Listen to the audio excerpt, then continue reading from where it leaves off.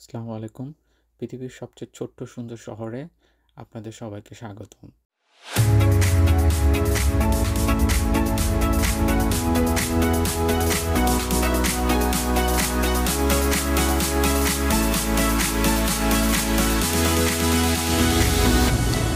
হ্যাঁ, কানাডার মধ্যে সবচেয়ে আকর্ষণীয় যে শহর তার নাম হচ্ছে ভিক্টোরিয়া। ভিক্টোরিয়া হচ্ছে ব্রিটিশ কলাম্বিয়ার রাজধানী, আর এই শহরটা হচ্ছে প্রাকৃতিক সৌন্দর্যে ভরা। ট্যুরিস্টদের কাছে খুব আকর্ষণীয় একটি জায়গা, আর হবেই না কেন। এখানে প্রাকৃতিক সৌন্দর্য যেমন আছে, আছে তার ঐতিহ্য, আছে ইতিহাস এবং অনেক আকর্ষণীয় জায়গা যা ট্যুরিস্টদের কাছে খুবই গুরুত্বপূর্ণ। সো আমরা এখানে আসার জন্য খুব সকালে যাত্রা করেছি ভ্যানকুভার থেকে। তো যারা আসবেন সকালে, ফেরি সকাল 7টায় আছে, 7টার ফেরি ধরতে হলে আপনি আপনার যাত্রা অ্যাকর্ডিংলি শুরু করবেন যেন একটু মিস না করেন। এবং আর্লি আসলে আপনি যদি গাড়ি নিয়ে আসেন তো সেখানে কিছু ডিসকাউন্টও পাবেন, আর্লি বার্ডদের জন্য কিছু ডিসকাউন্ট থাকে। তো এখানে সাগর, পোতাশ্রয়, বাগান, এই শহরকে বাগানের শহরও বলা হয়, city of garden, lot of flowers. আরও আপনাদেরকে দেখাবো তাদের জলে ভাসা জীবন, কেন তারা জলে বসবাস করে। হ্যাঁ, জলের ভিতর মানে সাগর বা নদীর বা পোতাশ্রয়ের ভিতর তারা রীতিমতো বাড়ি তৈরি করে বসবাস করছে। সো সবই আপনাদের যেতে যেতে দেখাবো এবং বলবো আরও আকর্ষণীয় দিকগুলো তাদের।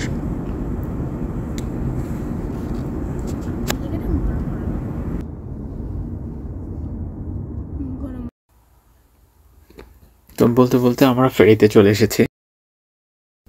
ফেরিতে ভাড়া লাগবে জনপ্রতি $20 মতো। যদি টিনেজার থাকে তাদের ভাড়া $14 থেকে $16 মতো। তবে আপডেট ভাড়াটা চেক করে নেবেন বিসি ফেরি ওয়েবসাইট থেকে, আমি লিঙ্ক দিয়ে দিব ভিডিও নিচে।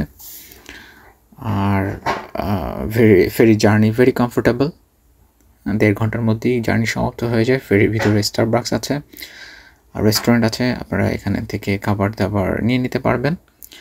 আর যেটা বলেছিলাম, যদি নিজেদের গাড়ি থাকে আপনারা গাড়ি ডিসকাউন্টে নিতে পারবেন ফার্স্ট ট্যুরে।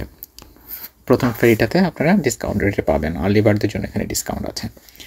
ওকে, সো আমরা ফেরিতে চড়ে গেছি। ফেরিতে দেখতে পাচ্ছেন এটা হচ্ছে ইনকামিং ফেরি ফ্রম ভিক্টোরিয়া থেকে আসছে ভ্যানকুভারের দিকে, আর আমরা ভিক্টোরিয়াতে যাচ্ছি। So in the middle of this road একজন আরেকজনের সাথে দেখা হয়, দুটো ফেরির আর কি দেখা হয়। এটা হচ্ছে তাদের মিটিং পয়েন্ট এবং টার্নিং পয়েন্ট অ্যাজ ওয়েল। এখানে একটা ভালো টার্নিং আছে তাদের। সো ভিউটা খুবই সুন্দর, মনোমুগ্ধ করা একটা ভিউ, যেখানে এসে মনে হবে যে আপনার পয়সা উসুল হয়েছে এবং মনে হবে যে না, ইট টু স্পেন্ড টাইম এবং এফোর্ট ইন দিস প্লেস।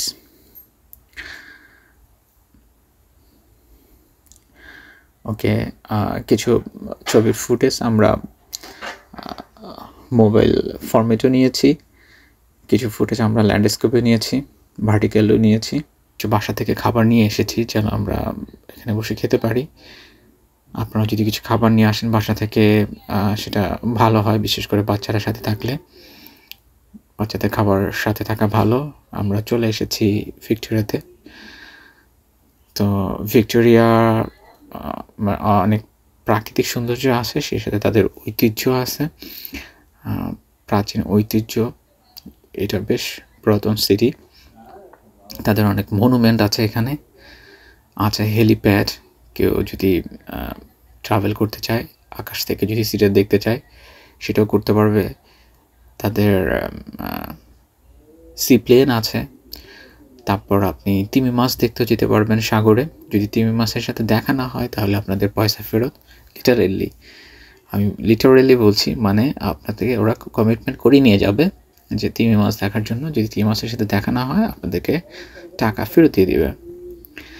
এখানে অনেক জাহাজ, অনেক বোট আছে নদী পারাপারের জন্য। নদীর এই পারে প্রচুর হোটেল, 5 স্টার হোটেল, যেহেতু এটা ট্যুরিস্ট স্পট। ট্যুরিস্টরা আসেন, বেড়ান, থাকেন, ঘোরাফেরা করেন। সো এখানে অনেক হোটেল রেস্টুরেন্ট আছে, হালাল ফুডেরও ব্যবস্থা আছে। So don't worry about it. আপনারা ইচ্ছা করলে বোটে করে ঘুরতেও পারেন। ওকে, সো আমরা এটা হচ্ছে যেটা দেখতে পাচ্ছেন ভিক্টোরিয়ার পার্লামেন্ট ভবন। এই জায়গাটাও অনেক সুন্দর। আপনারা নেটে যখন সার্চ দিবেন ভিক্টোরিয়া লিখে তখন এই জায়গাটার ছবি দেখতে পাবেন। আমার ক্যামেরাতে যা দেখতে পাচ্ছেন বাস্তবে এটা সৌন্দর্য আরও অনেক বেশি। সো ক্যামেরা থেকে বাস্তব চোখে দেখাটা আসলেই উপভোগ্য। এখানে আছে ছোট ছোট অনেক স্টল দোকান আছে, সেই দোকানগুলো নানা রকম মনুমেন্ট, নানা রকম সলভেরিয়ান, নানা রকম জুয়েলারি আইটেমস বিক্রি করে। অনেক আছে হোমমেড, হ্যান্ডমেড আইটেমস বিক্রি করছেন। অনেক মিউজিশিয়ান থাকেন, তারা গিটার প্লে করেন, মিউজিক প্লে করেন। এক কথায় চমৎকার। ওকে, সিটিটা খুবই গোছানো, সাজানো গোছানো একটা সিটি।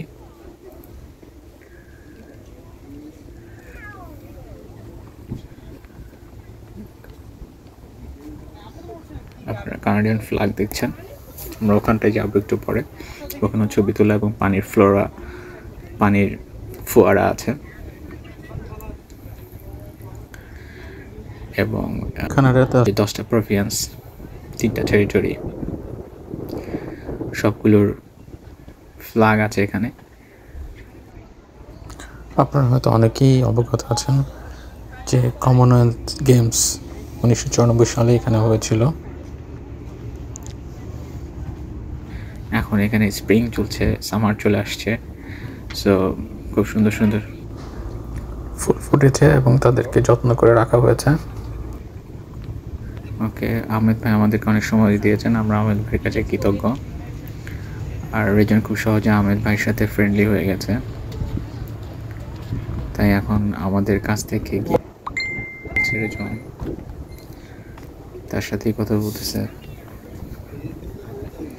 যেটা বলেছিলাম যে এখানে 10টা প্রভিন্স, 3টা টেরিটরি, তাদের প্রত্যেকের সিম্বল বা ফ্ল্যাগ এখানে আছে। ছবি তোলার জন্য খুব সুন্দর একটা লোকেশন। রিজন এখানে খুব সুন্দর সুন্দর ছবি তুলেছে, তার যে ফটোগ্রাফের স্কিল সেখান থেকে প্রকাশ পেয়েছে। সো বাচ্চাদের নিয়ে বিভিন্ন ঘুরলে সেখানকে তাদের স্কিল প্রকাশ পায়। বাচ্চাদের নিয়ে বিভিন্ন জায়গায় ঘুরলে তাদের মেধার বিকাশ হয় এবং স্কিল প্রকাশ পায়। ওকে, পথে যেতে যেতে আমাদের সাথে দেখা হলো কানাডিয়ান গুস, রাজহাঁসের ছানা, রাজহাঁস। এরা হচ্ছে এখানকার ভিআইপি। সো এরা যে রাস্তাতে চলে সেখানে মার্কিং করা থাকে যে goose is crossing here, drive slow. আর এই যে বাসাগুলো দেখছেন, প্রাকৃতিক দৃশ্যগুলো দেখছেন, এগুলো সাধারণত আমরা দেখতে পেতাম ছোটোবেলায় ক্যালেন্ডারের ছবি হিসেবে। ছবির মতো সুন্দর এই জায়গাটা।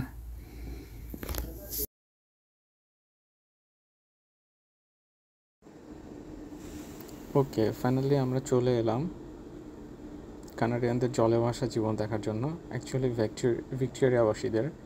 তো এখানে এরা শৌখিন, তারা শখ করেই পানিতে বসবাস করে। এমন না যে তাদের টাকার অভাব, জায়গা জমির অভাব, তা কিন্তু নয়।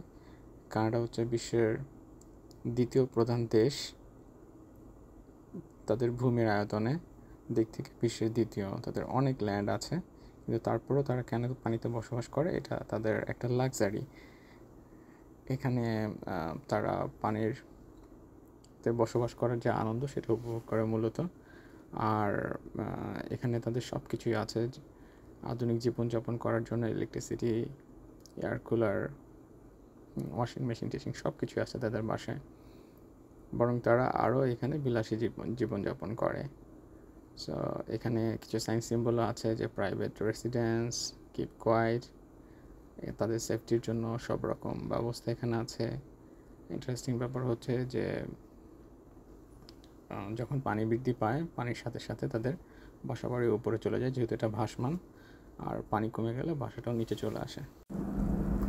আরও ইন্টারেস্টিং বিষয় হলো প্রত্যেকটা বাসারই ছোট ছোট ক্যানো আছে। ক্যানো মিনস ছোট ছোট নৌকা আছে, স্পিড বোট আছে। তারপর তারা যদি চায় এখান থেকে তারা ইজিলি ট্রাভেল করতে পারে, নদী পারাপার হতে পারে।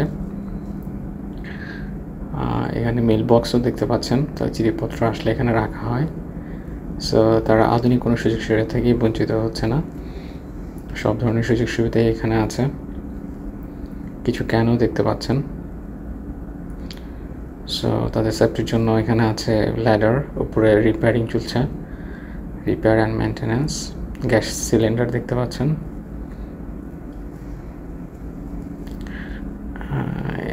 এটা হলো সেফটি ল্যাডার, যদি কেউ পড়ে যায় পানিতে তাদেরকে রেস্কিউ করার জন্য সেই ব্যবস্থা আছে। তো ছবি তোলার জন্য সামনে একটা চমৎকার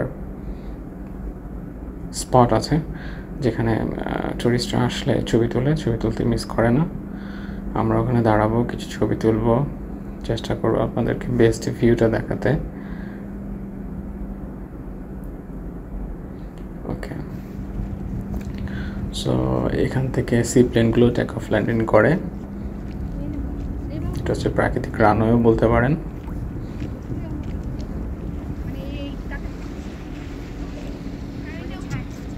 প্রচণ্ড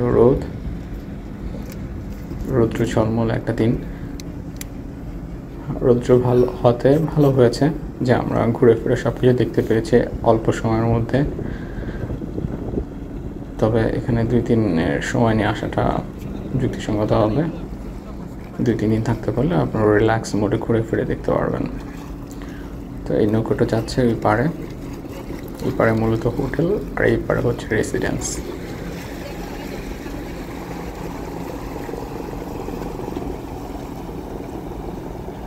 সময় থাকলে আমরাও ঘুরতে যেতাম পারে। আপনারা একটা স্লিপ প্লেন দেখছেন। স্লিপ প্লেনটা টেক অফের জন্য প্রিপার্ড হচ্ছে। এখানেও এটিসি আছে, air traffic control. That's mean কোন ফ্লাইটটা টেক অফ করবে, কোনটা ল্যান্ডিং করবে, তাদের একটা কন্ট্রোলিং সিস্টেম।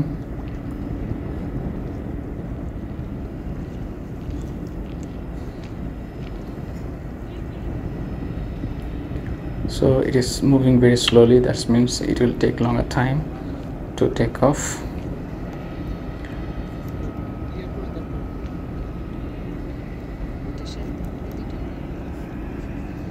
সিপ্লেন ছোট হয়ে থাকে, সাধারণত 8-10 জন হয় ক্যাপাসিটি।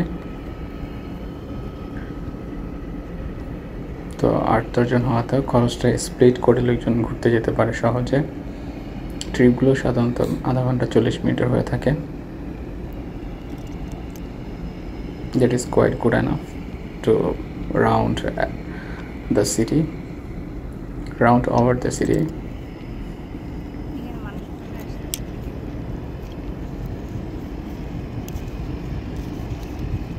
ওকে, তারপর আমার কাছে সবচেয়ে লাক্সারি মনে হচ্ছে পানিতে যে ভ্রমণটা, পানির যে ট্রান্সপোর্ট, এটাই সবচেয়ে luxury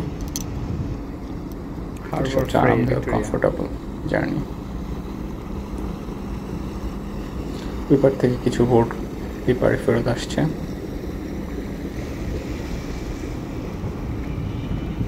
okay, I think it will take a longer time, so আমরা অন্যদিকে দৃষ্টি দিই। তো প্লেনের একটা ব্যাপার হলো টেক অফ ল্যান্ডিং দেখতে কোনো ক্লান্তি নেই, যতই দেখি ততই ভালো লাগে।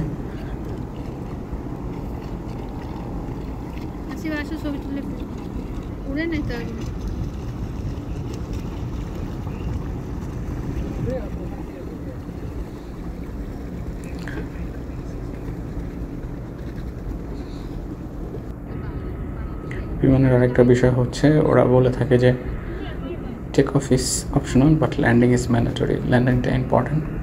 তো টেক অফ ল্যান্ডিং দুটি দেখতে খুব সুন্দর, দুটি খুবই চ্যালেঞ্জিং বিষয়। বিমান আকাশে উড়ে যাওয়ার পর, স্টেবল হয়ে যাওয়ার পর, তারপর খুব বেশি ফাংশন থাকে না, তারপর অটো পাইলটে সব কিছু কন্ট্রোল করে। সো ল্যান্ডিং আর টেক অফটাই হচ্ছে চ্যালেঞ্জিং এবং interesting part. Anyway, get back to our take অফের তো রান মনে হয় না, ওরা জোরে যেতে হবে না। ভিক্টোরিয়া ট্যুর সাথে থাকার জন্য আপনাদের ধন্যবাদ। আর feel free to ask any question if you have related Victoria. Hopefully you can